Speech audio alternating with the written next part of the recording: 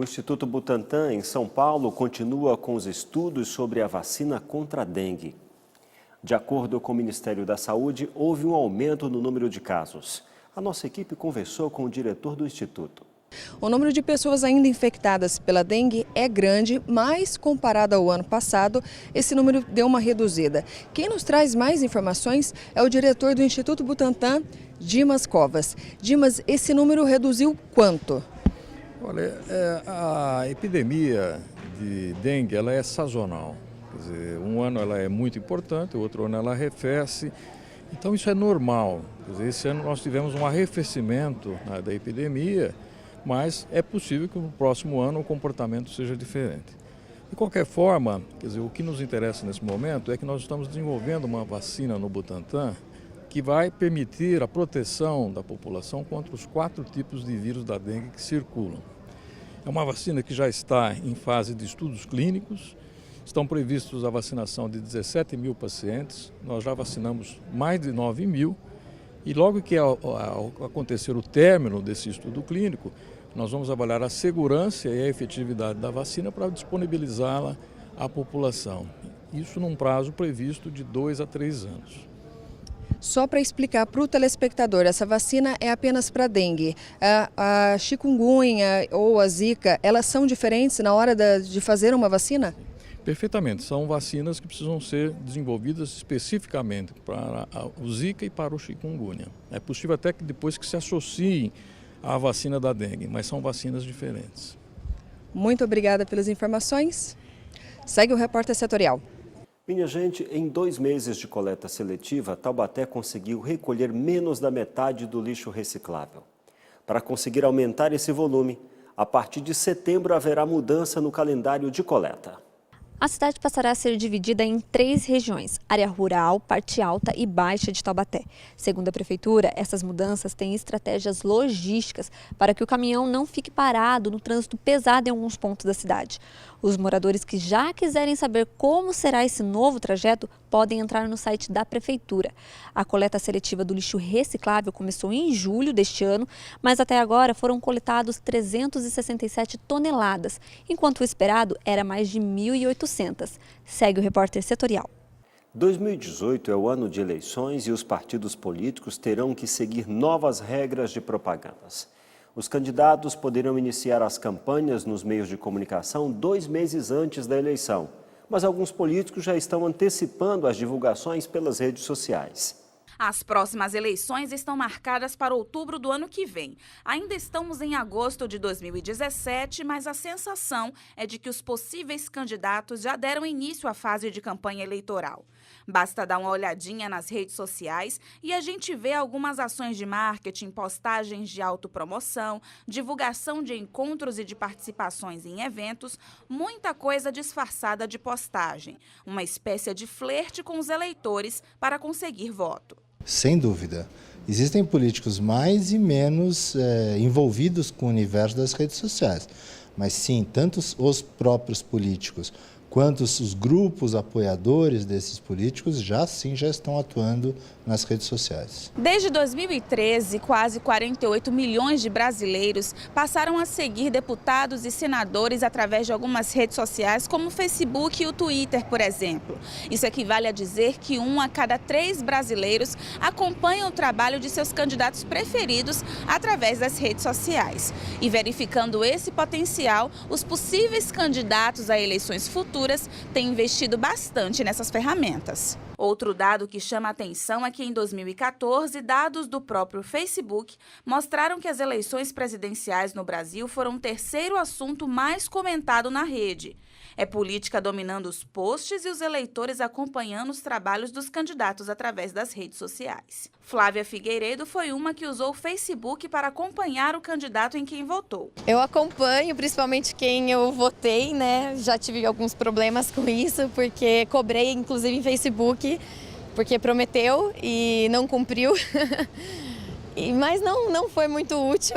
E, infelizmente, nem através do Facebook, a gente fazendo campanha aí depois contra, o político está lá até hoje, né?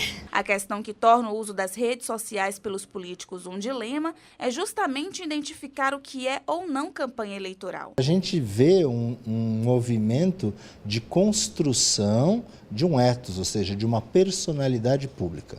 Então, o que os políticos fazem hoje são movimentos de construção dessa personalidade pública, do conjunto de crenças, do conjunto de valores, da ideologia que esse político defende. É encontrar o cenário no qual está inserido. Será que é um cenário político-eleitoral? Ou seja, ele tem fins eleitoreiros? Ele está pedindo voto explicitamente? Se sim, pode constituir uma propaganda irregular e os órgãos competentes devem analisar isso. Caso contrário, deve seguir a regra geral, que é a da liberdade mesmo de manifestação. A propaganda eleitoral no Brasil ela é bem restrita, mas a liberdade de expressão não deve ser. Em 2015, o Congresso aprovou uma mini-reforma política e estabeleceu novas regras que regem as campanhas. Antes, o período para a propaganda eleitoral durava cerca de 90 dias e logo depois das convenções partidárias, os candidatos já podiam pedir votos explicitamente. Depois da mini-reforma, o período de campanha caiu pela metade, para 45 dias. Mas todo e qualquer tipo de campanha só pode ser feito com 2 meses antes das eleições. Se houver uma propaganda política, uma propaganda eleitoral antes do tempo permitido, ou de alguma outra forma irregular, isso pode ser denunciado à Justiça Eleitoral, que pode verificar e tomar as medidas cabíveis a respeito disso. O próprio Ministério Público Eleitoral ou, às vezes, algum próprio sistema da Justiça Eleitoral em si. E mesmo que as eleições estejam um pouco distantes, o eleitor já pode e deve ficar de olho para ter certeza na hora de apertar o confirma. O Núcleo de Pesquisas Econômicos Sociais da Unital, o NUPES, divulgou os dados referentes ao preço da cesta básica familiar aqui na nossa região. Depois de 2 meses de queda, o valor voltou a registrar alta. Exatamente, a cesta básica volta a subir aqui na nossa região. E para falar conosco sobre esse assunto, estamos aqui com o economista Edson Trajano. Olá, Edson. Em maio e junho, a cesta básica ela registrou queda nos preços. Por que em julho o resultado foi diferente? Em julho, nós tivemos situações atípicas com alguns produtos, principalmente do segmento de hortifruti. Com a queda nas temperaturas e um clima mais seco, reduz a produção de alguns hortifruti. Consequentemente, esses produtos apresentaram essa alta, elevando, na média, o preço da cesta em R$ 9,00 nas cidades do Vale do Paraíba. E esse valor, ele pesa no bolso do consumidor? Qualquer aumento de preço nessa situação de crise que passamos faz diferença no bolso do consumidor. Nós temos que pensar que no Brasil nós temos 13 milhões de pessoas desempregadas e aqueles que estão empregados não estão tendo aumento salarial. As contas pesam no orçamento financeiro familiar, qualquer aumento de custo, principalmente na aquisição de alimentos, acaba pesando no orçamento das famílias. E quais os itens que foram os maiores vilões aí? Nesse mês específico, o grande vilão na cesta básica foi o tomate, que teve um aumento médio de preço de 38% aqui no Vale do Paraíba. A cenoura também apresentou alta e o mamão Formosa foi o que subiu. Nós tivemos também uma variação bastante difusa no preço da carne. Então nós tivemos supermercados com promoções de carne, mas alguns voltaram ao preço normal. Em média, o segmento de carne teve um aumento de 5%, como ele é um dos que tem o maior peso no orçamento financeiro familiar no item alimentação, acabou contribuindo para a alta no preço da cesta. Houveram algumas reduções? Houveram algumas reduções, o destaque aqui foi uma queda no preço da batatinha, do feijão e do óleo de soja, que são produtos no período de colheita. Então nós temos que pensar que os preços estão bastante estabilizados, mas uma escassez de produto, como no caso do tomate, acaba provocando essa alta e o excesso de batata acabou provocando uma queda no preço da batatinha.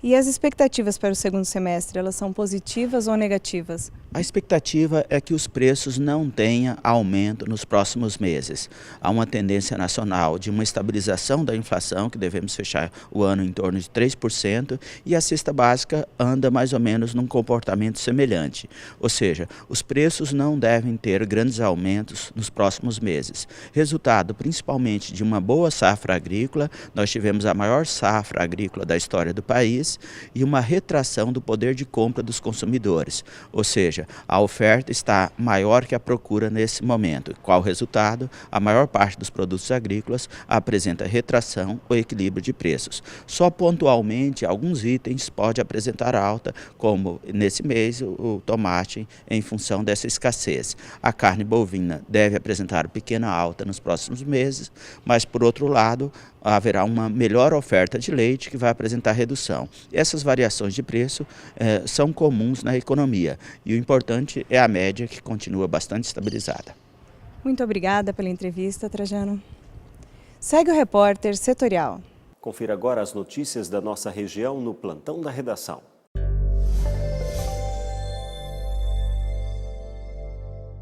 Olá, a Metalúrgica Novelis abre inscrições a partir de segunda-feira, dia 28, para o programa de estágio 2018.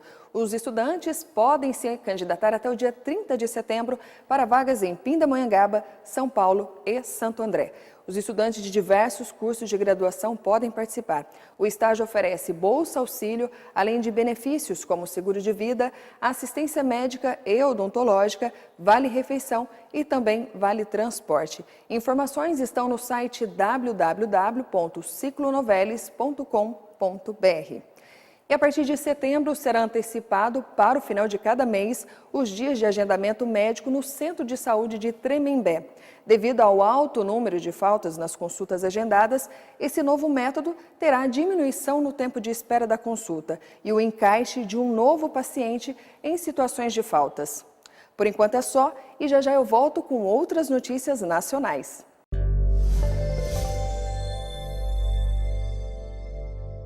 No próximo bloco, você vai conhecer uma proposta de mobilidade urbana que pode ajudar motoristas, pedestres e deficientes físicos. Aguarde um instante, o repórter setorial volta já.